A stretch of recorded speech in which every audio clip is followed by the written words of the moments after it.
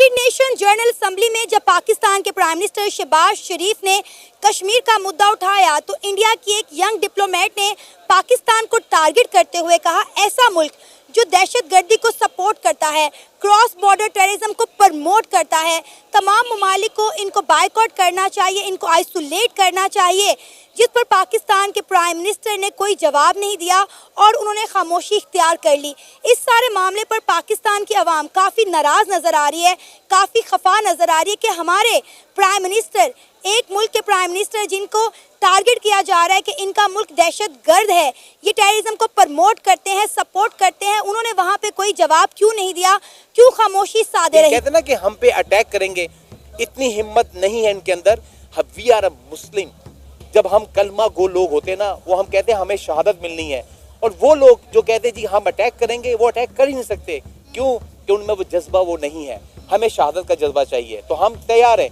अभी आवाज कर दें शहबाज साहब कि हम इंडिया को नहीं छोड़ेंगे, हम चल पड़ते हैं उनकी तरफ, तो पूरा पाकिस्तान फौजी है, 25 करोड़ अवाम फौजी है, ये याद रखिएगा। जवाब लाजमी देना चाहिए, अदरवाइज वो एक ऐसी इमेज जाती है कि अगर आप नहीं बोलेंगे तो ऐसे ही है जैसे आपने मान लिया या बिल्कुल यही बात मैं कहने वाली थी कि खामोशी के दो मतलब होते हैं, या तो आप डरपोक हैं, आप जवाब नहीं दे सकते, या वाकई में ये इल्ज़ाम नहीं है, ये सच है। खामोश हो जाना उस इल्ज़ाम को सच कर देता है अक्सर। ये उनको पता होना चाहिए इंडिया के लोगों को कि कुलभूषण यादव का केस, जो कि हमारी तरफ से खावर कुरैशी साहब लड़ रहे थे और हरीश साल्वे साहब जो हैं वो इंडिया की तरफ से कंप्लीट कर रहे थे, तो अगर आप वो यूट्यूब पे केस देखें तो उसमें क्लियर कट इंडिकेशन मिलती है इंडिया की इन्वॉल्वमेंट की।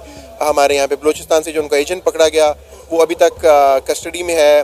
फिर अभी नंदन को हमने वापस किया, और जब उससे मिलने के लिए लोग आए तो वो अपने लोगों पे ट्रस्ट नहीं करते, उनको डिवाइसेस बनाएगी। मैं लास्ट टाइम दुबई में था, तो वहाँ पर एक शख्स से कहा कि ये जो तिब्बत का जो है ना, बट एक डिबिया सी है जो क्रीम है, वो खरीद लो। तो वो मुसलमान था मगर था इंडियन।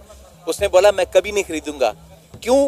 कि यही इसकी कोई एक गोली खुदा ना खासा हम पे आ जाए। उनके दिलों में ऐसी नफरत है पाकिस्तानियों के लिए, मुसलमानों के लिए है। साथ साथ हमारे पे जो टेररिज्म का इल्ज़ाम लगता है वो कश्मीर की वजह से ज़्यादा लगता है, क्योंकि इंडिया ये कहता है कि हम कश्मीर में मुदाखलत करते हैं, हम कश्मीर में बात करते हैं। अगर हम मुदाखलत करते हैं, बात करते हैं, तो आप अपनी गवर्नमेंट उधर स्ट्रॉन्ग करें, आप उधर अपने मामला स्ट्रॉन्ग करें, आप अपनी बॉर्डर की हिफाजत करें। हमने आज तक आपसे गिला नहीं किया कि आपने कश्मीर के अंदर टेररिज्म एक्टिविटीज़ की हैं, या आप मतलब कोशिश करते हैं, क्योंकि हमारी अपनी बॉर्डर सिक्योरिटी स्ट्रॉन्ग है। इसका मतलब है कि आप चाहते हैं कि इस इशू को हाईलाइट किया जाए और पाकिस्तान को बदनाम। इस समय दुनिया में दो तीन चीज़ें चल रही हैं। एक तरफ तो इजराइल वहाँ पे 3-4 देश से एक साथ लड़ रहा है, और ऊपर से यहाँ पर यूएन में मीटिंग चल रही है, और हर देश के प्रतिनिधि आके वहाँ पर अपने अपने तरफ से बातें बोल रहे हैं और सोच रहे हैं कि दुनिया का ध्यान उस पर आकर्षित करें। तो इसी बीच पाकिस्तान के पीएम भी वहाँ पहुँचे और इंडिया के डिप्लोमेट्स भी वहाँ पहुँचे। इंडिया के डिप्लोमेट्स ने इस तरह से ताबड़तोड़ भाषण दिया कि पाकिस्तान के पीएम उस पर कुछ बोल नहीं पाए। असल में ये जो दो तीन चीज़ें चलती है लड़ाई का, इजराइल की देश में लड़ाई चल रही है, बाकी जो कंट्री का है या आतंकवादी समूह का है, ठीक है, आतंकवादी समूह के साथ उनका जो लड़ाई चल रहा है वो इसलिए क्योंकि उनके पास जो है परमाणु हथियार नहीं है, इसलिए जो है इजराइल दबा के उनके साथ युद्ध कर पा रहे हैं और जितना हो सके क्षति पहुँचा रहे हैं, ठीक है। और दूसरी तरफ अगर हम बात करें पाकिस्तान इंडिया की, तो इंडिया और पाकिस्तान के बीच में इतना घमासान युद्ध कभी हो ही नहीं सकता, क्योंकि इंडिया के पास भी परमाणु बम है और पाकिस्तान के पास भी। और जब दो ऐसे देश हो इन दोनों के पास परमाणु बम हो, तो जाहिर सी बात है इनके पास जिम्मेदारी भी बहुत बड़ी होती है।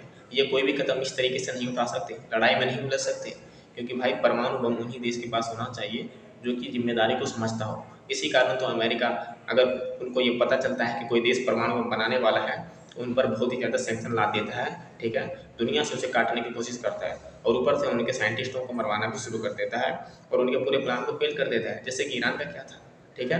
और यही मेन कारण है कि जिसके कारण पाकिस्तान और इंडिया के बीच झड़प होती रहेगी, ठीक है, लेकिन इतनी बड़ी युद्ध कभी नहीं। कि हम जब आप किसी भी जब डिप्लोमेटिक होती है ना, जो जिसको हम पॉलिटिक्स कहते हैं, ये बहुत एक अजीब सी चीज़ है। इस टाइम अगर हमारे शहबाज साहब जो प्राइम मिनिस्टर हैं, उन्होंने अगर उनको जवाब नहीं दिया तो इसके पीछे कुछ रीज़न है।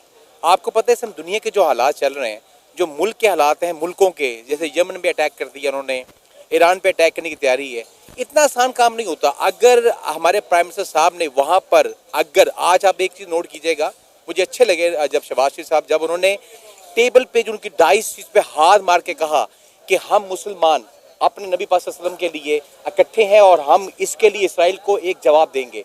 हम जवाब नहीं दे सकते क्योंकि हमारी कम्युनिटी जो है, मुस्लिम कम्युनिटी, वो एक साथ नहीं है।